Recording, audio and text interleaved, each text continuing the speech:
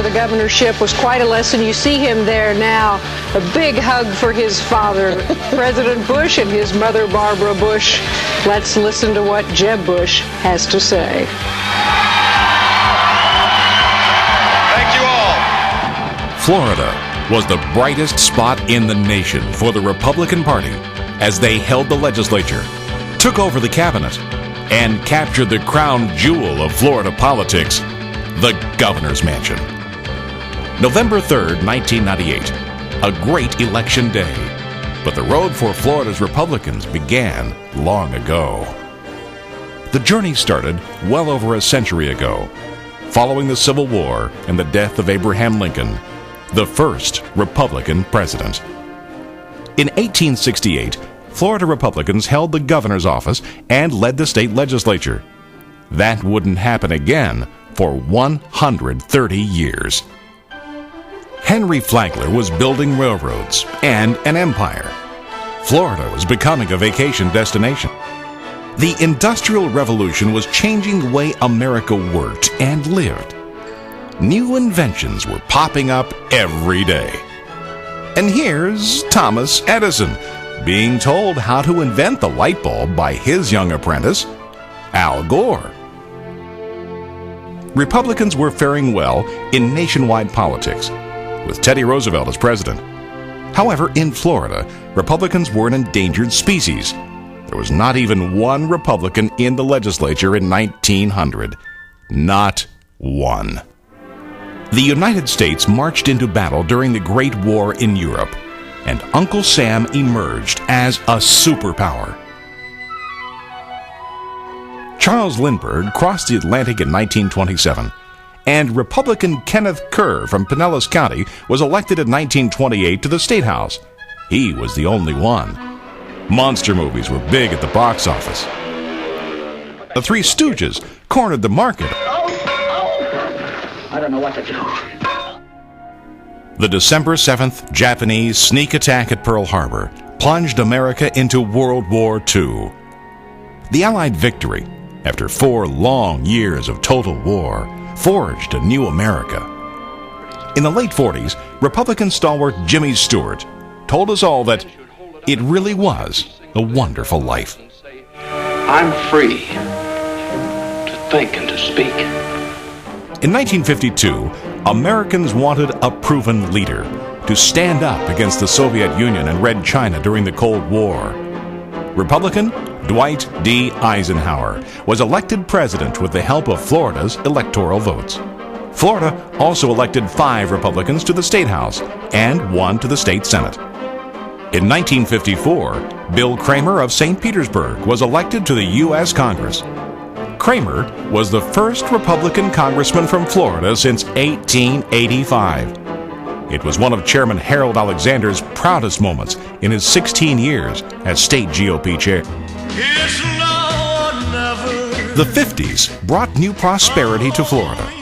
The nation was becoming more mobile. The veterans of war had returned home to build new lives, raising families and building a modern Florida. And Al Gore invented rock and roll. And Elvis. With the launch of USSR's Sputnik satellite in 1957, the race for space had officially begun. Even Bugs Bunny got in on the action. Get me out of here! When Fidel Castro and his communist thugs overthrew the Cuban government in the late 50s, a mass exodus of refugees landed in South Florida, searching for precious freedom and a new home. John F. Kennedy won the closest election in history in 1960, but he didn't get any help from Florida. The Sunshine State, with Chairman Tom Brown at the helm, went for Richard Nixon.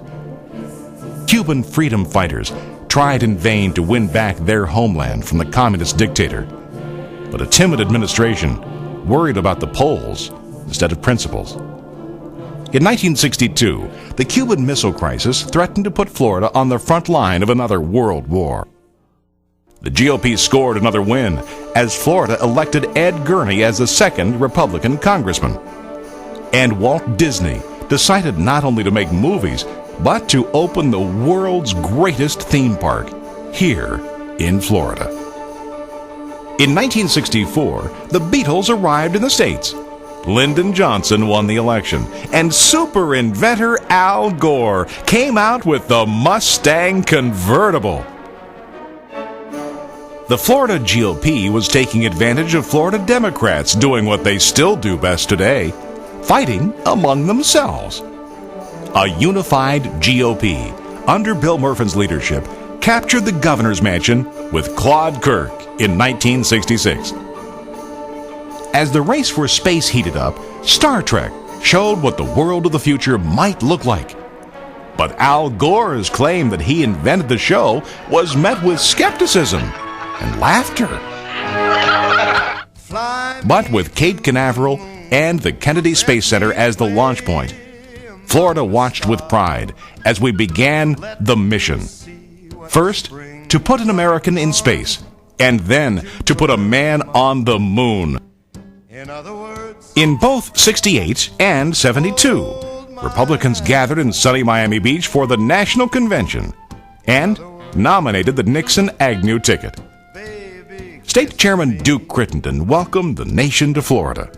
Bill Young survived a plane crash while campaigning with Tom Slade in 1970 to win a congressional seat, where he now serves as Appropriations Chairman. Florida Republicans, led by Chairman Tommy Thomas, moved to a new headquarters in 1971.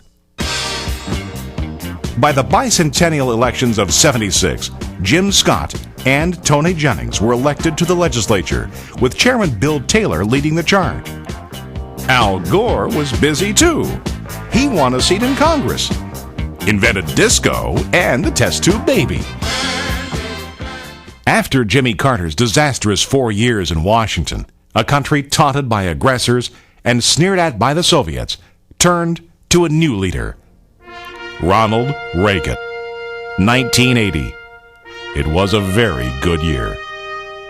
Paula Hawkins won election to the Senate. We gained seats in the legislature, including Daniel Webster. Reagan carried Florida, and he carried America back. In 1984, Chairman Henry Saylor turned over the reins of the party to Jeannie Austin. The Reagan-Bush ticket carried 66 of 67 counties, and the State House gained 7 Republicans. Jeannie built the party from the grassroots with switch drives and campaign schools, and built the new party headquarters in Tallahassee. The Florida Republican Party fills my heart with sunshine. It was 1986, and it was time for Bob Martinez. There were 44 GOPers in the House and 10 in the Senate. The path to majority was slowly clearing. George Bush, elected in 1988, he not only carried Florida, he even won Broward County with help from the family and from good friends we will always remember. Connie Mack gave Buddy McKay his first statewide defeat, winning a U.S. Senate seat on the strength of the grassroots support, a message of freedom, and 100,000 absentee ballots. Jeannie Austin went to Washington in 1989 to co-chair the RNC, and Van Poole was elected Florida chairman. And with Jim Smith and Tom Gallagher in the cabinet, the GOP was still moving ahead. The wall fell, and Ileana Ros-Lehtinen became the first Cuban-American elected to Congress. She was joined later by Lincoln Diaz-Balart. In 1991, we went to war in the Persian Gulf. 1992, a good year in Florida, a sad year for the nation. With Clinton's election, Al Gore now turned to inventing alibis. Florida's Senate deadlocked at 2020, and Andrew Crenshaw became the first GOP Senate president in modern history. Then came 1993 and Tom Slade. The time was 1994, a watershed year in Florida politics. Though Jeb was edged, we captured the Senate, won 8 House seats, and elected Sandy Mortham, Bob Milligan, and a young man named Brogan By 1995, the party was looking ahead. First was the most successful event of the Republican era, Presidency 3. Though a general led us, Bob Dole came up short at 96. But Dan Webster and Tony Jennings came through. For the first time since Reconstruction, both chambers of the legislature were led by Republicans. The Democrats were on the run. But there was one prize that we all wanted so very much. 1998. There were great races, and great candidates, and great victories, and a great pair. Jeb wins the big enchilada.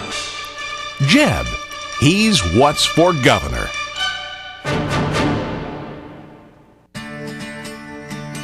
On January 3rd of this year, Jeb Bush was sworn in as governor of Florida.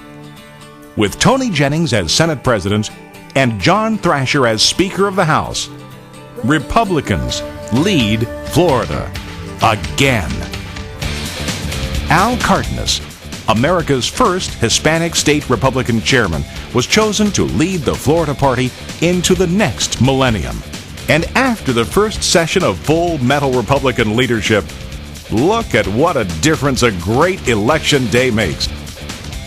Yes, it's been a long journey for the Republican Party of Florida, and every step has been worth it.